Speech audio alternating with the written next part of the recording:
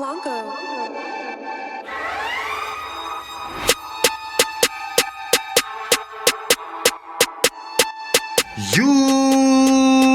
YouTube, it's your boy Data. We back with another video, man. Today, we're doing another reactions about what? You guessed it, about drugs, man. But of course, kids, stay away from drugs. Never do drugs, man. Marijuana is okay. But drugs, no. Don't do drugs at all, guys. Today we're reacting to how Fiji became a cartel paradise. Oh, I just love, love learning about them shits. Why is this shit $1 billion company?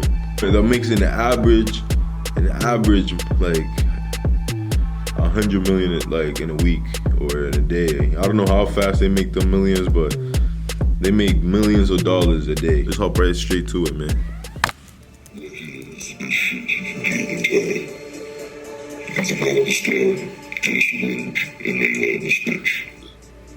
When you think of Fiji, Tonga, and the Pacific Islands, you tend to think of tropical beaches and lush rainforests, not bricks of cocaine and meth being cooked with rat poison.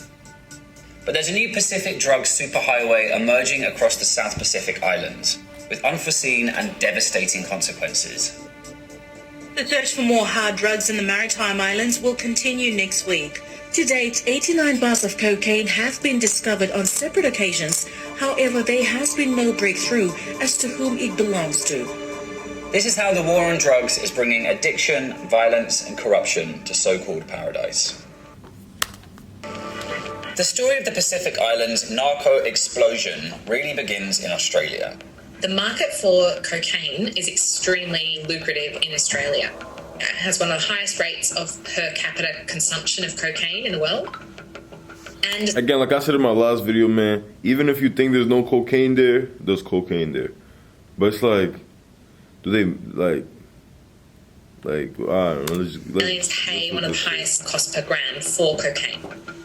Cartels in Latin America are shipping the cocaine across the Pacific. So they come from the same place. Everything comes from that one, from Silano, Cartel, or I think that's in Mexico. So Sinaloa's in Mexico, and then in Colombia.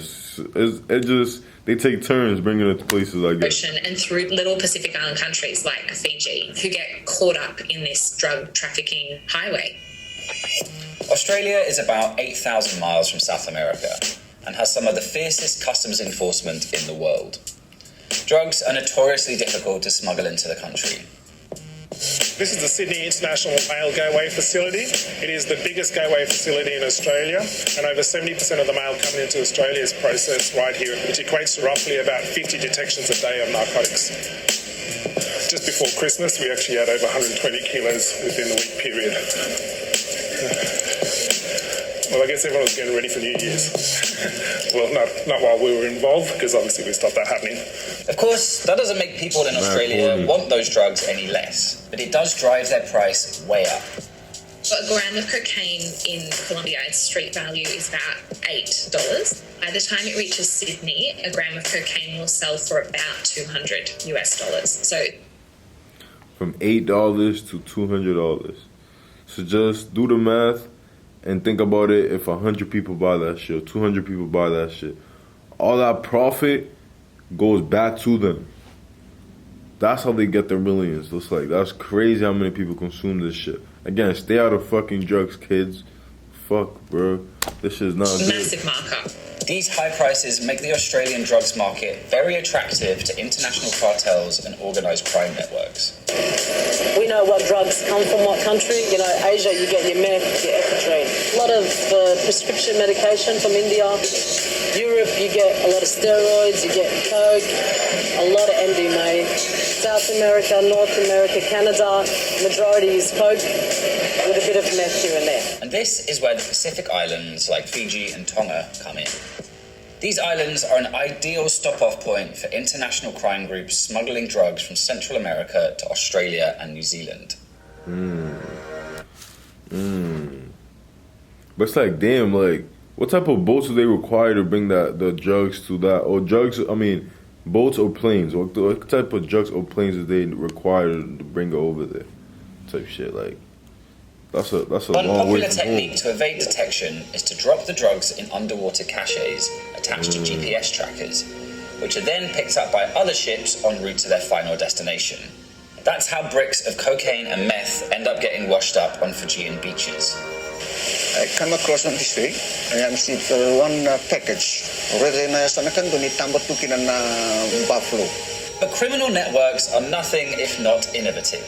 Many groups have now realized that instead of trying to import methamphetamine across the Atlantic, they can simply cook it up in the Pacific Islands themselves. Equipments that police have The niggas confiscated just sending materials over. And over time showed that there is a source producing illicit drugs within the country. In 2004, there was a massive bust, a meth lab in Fiji.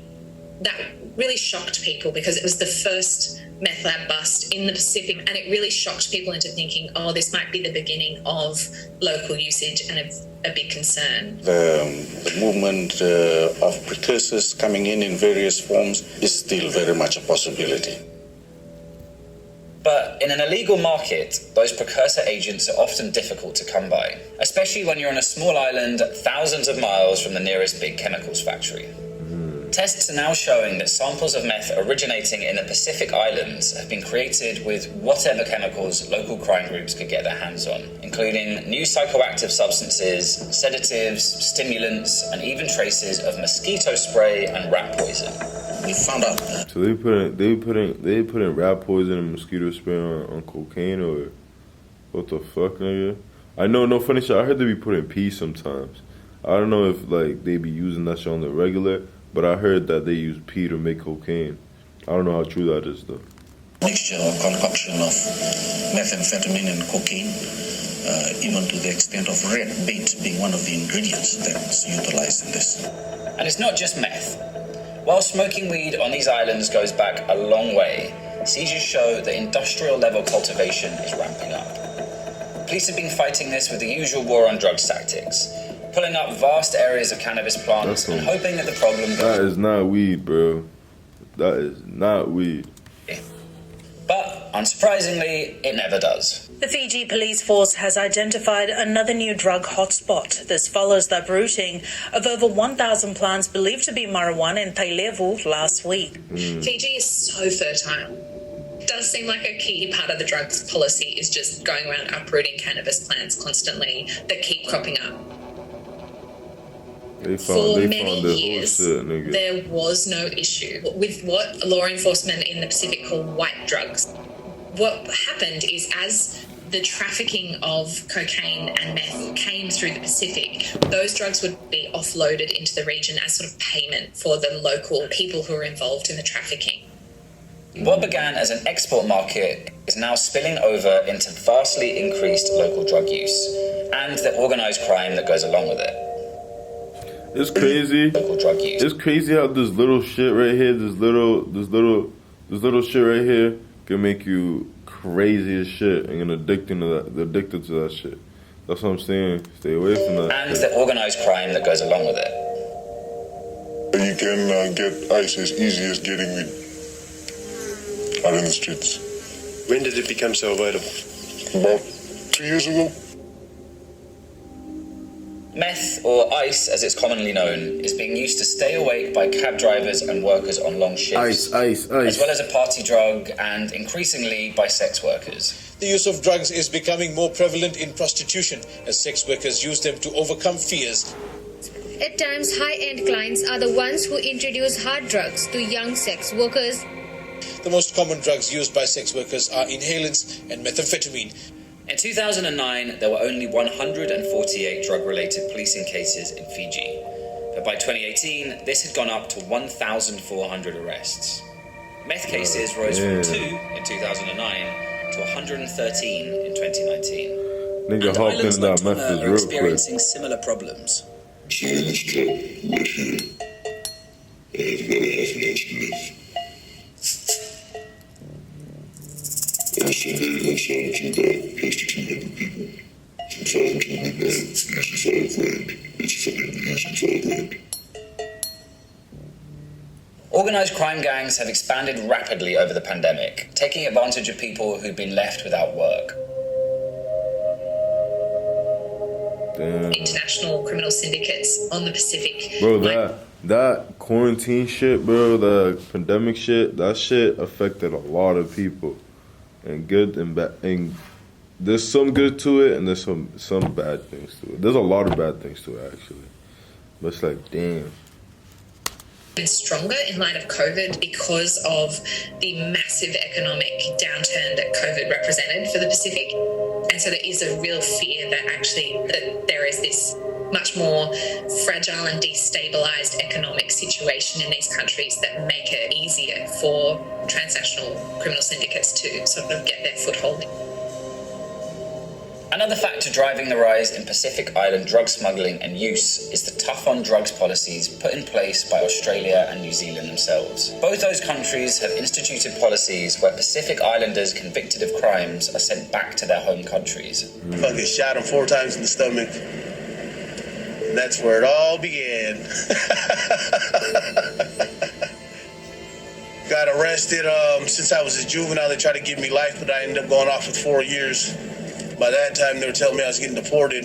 Many of the deportees have no connection to these islands anymore and little access to government support. What they do have is criminal know-how and international connections in the Australian and New Zealand drug markets. I am talking about dealing drugs. I don't know. If you know the drugs, I know this too. In Fiji, there is nowhere to go, really. There's no rehabilitation centre. There's not even a Narcotics Anonymous meeting in the country. There's no methadone clinic. There's nothing. Another key component, Mr. Speaker, is the rehabilitation. Because right now, St. Giles Hospital is not meant for that purpose. And I think that's one of the injustices of this whole issue. If they don't have none of that, and people just doing their thing with cocaine, is just gonna make shit worse. It's not making shit better. It's this huge local grown problem that affects communities that don't have the resources to deal with it, and they're starting from scratch to deal with a problem they really didn't have to deal with 10, 20 years ago, but now it's very, very serious. So while the drugs continue to flow on the Pacific narco superhighway, Australians pay over the odds for a gram of coke, and Asian and Latin American criminal groups reap huge profits. It's the people of Fiji, Tonga, and the Pacific Islands who are becoming the newest victims of the war on drugs. We'd like to.